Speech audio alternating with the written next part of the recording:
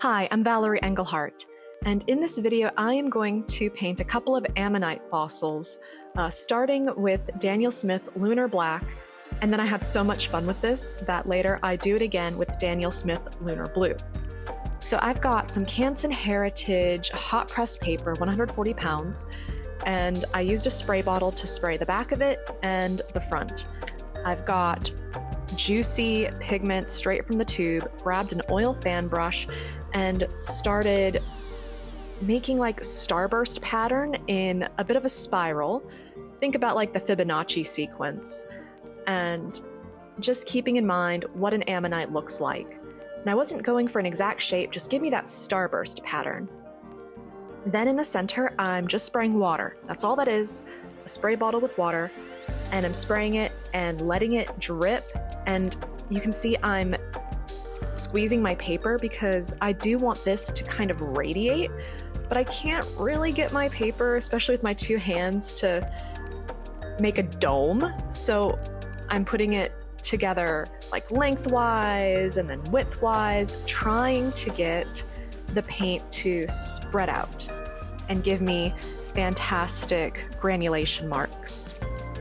I'm now tilting the paper in towards itself so that the water runs back in. And I've got no sketch going on. I am just freehanding this thing. Now I've grabbed a synthetic, fairly stiff flat brush. I think it's about maybe a 1-inch brush, 3/4 of an inch maybe. And I'm grabbing that fresh pigment and I'm painting negatively, outlining the edge of the ammonite. And I'm keeping it pretty jagged, and then I'm spreading that pigment to the edges of my paper in a radiating pattern.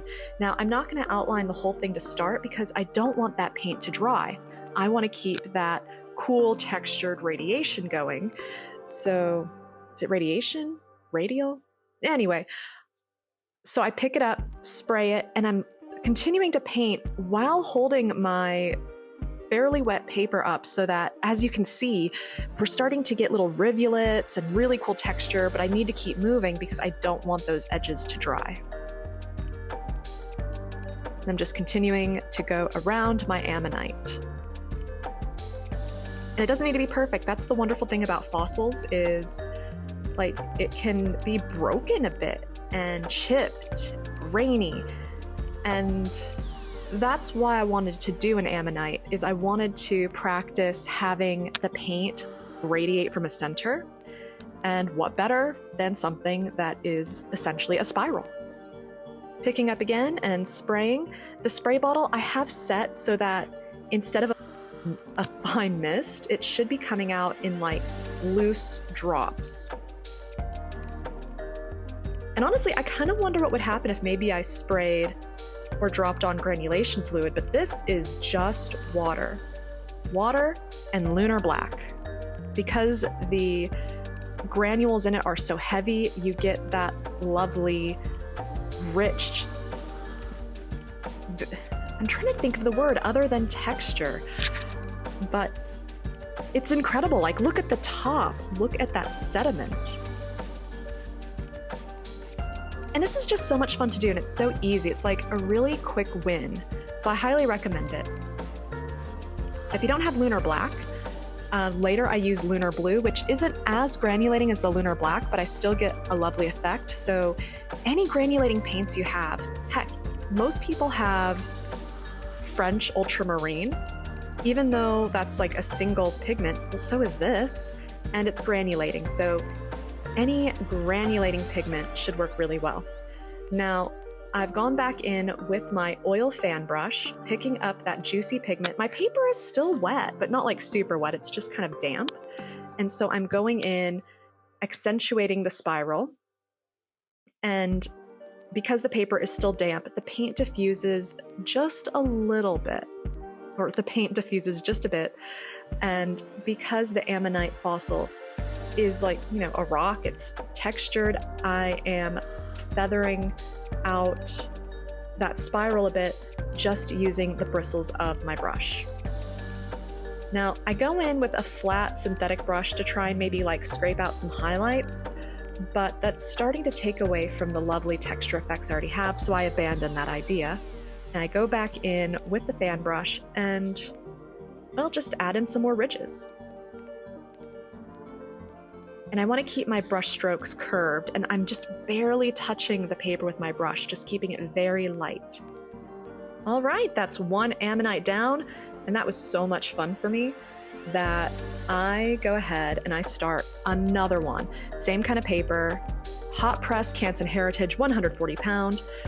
And it's funny because I had like a whole pad of this paper and I've had it for years, and finally I'm using it so much that I've only got one piece left. Squeezed out some fresh lunar blue, and this is a rinse and repeat. Second verse, same as the first. Pick up some juicy pigment and I start radiating it with my fan brush. And already I am a sucker for beautiful blue colors, and this, even just this, is just, oh, look at that variation. I love it so much. So I'm picking up the paper from my desk and I put this straight on the desk. A lot of other artists will use like plexiglass or like gator board. And the reason I don't is because I just don't have any and I'm cheap and lazy. My desk is, I can just wipe it when I'm done. It's watercolor. Just grab a towel or a paper towel like I do and just mop it up. But I'm just doing the same thing. You want to hold that paper for a good like 30 seconds at least. You really got to give that water time to move the pigment because it's got to travel. It's got a ways to go. But look at that granulation with the lunar blue. It granulates in that some of the textures are black, but it almost comes out with this beautiful ocean turquoise blue. And it's just stunning. I really love this color. That's why I've got a big tube of it. Going in for the radial again and dragging some of that color out into my Ammonite from the inside and outside of the spiral. Grabbed that flat brush again and starting in that upper corner. That's just how I like to work. I think because I'm right-handed, so I usually start in the upper left and I'm just bringing it down and around, painting negatively. Grab the spray bottle while I've got my paper picked up and do it again. Just fold the paper, hold on to it, let it drip. And I've realized I didn't have enough of the lunar blue, so I'm squeezing more out on the side. Be careful leaving the cap off. I left the cap off because I wasn't really sure if I would need to squeeze even more paint out. But that particular paint dried pretty quickly, so I ended up with a bit of a tacky, gummy top. And it wasn't a big deal. Watercolor reconstitutes, but if that's something that, it's just a little bit of a something to look out for, a little tip. As long as you don't mind getting messy, this is a fantastic way to paint. Just don't wear your favorite white sweater. Thankfully mine is black, so any paint that got on it, you can't see it. Should I have put on an apron? Yes. Will I ever put on an apron? Probably not. Look at how the white of the paper really pops out against that blue and those textures as the ridges of the Ammonite merge with the background. So that way we still have lost and found edges. Like look at that lower right. Yes, I had to put my hands up to make an L shape. That lower right of the Ammonite, it is fusing a bit with the background. Yeah, sure, I went in and put in a hard line, but I could have left that. I could have left that and had that bleed into the background, and then there would have been no defining edge, and that still would have looked stunning. And that's one of the things I like about watercolor. There's so many things you can do, and it's just magnificent. And yes, I did speed up this video to 200% purely for viewing pleasure and because I painted 2 of these, and since the second one is basically a rehash of the first, well, but isn't it fun watching those colors run? But even so, the raw footage, this is really quick to paint. It took me about 15 minutes for the first one, 10 minutes for the second one.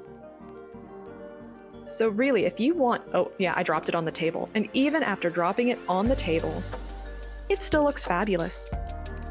Just reintroducing some water to recreate some of those texture marks since I hit the table. That is one thing to be careful of. Keep it. a loose yet confident hold on your paper. But yeah, super quick. This is an easy win, and I don't have to pull out a bunch of colors. Just find one tube of granulating paint that you want to play with, get a piece of paper, preferably hot press, but whatever you got on hand, and have a ball. So anyway, here are the finished paintings. If you liked what you saw, go ahead and press that like button so I know to make more like this. And if you want to see more from me, press subscribe because I make videos every Monday and Thursday. Thanks so much for watching. Catch you next time. Bye!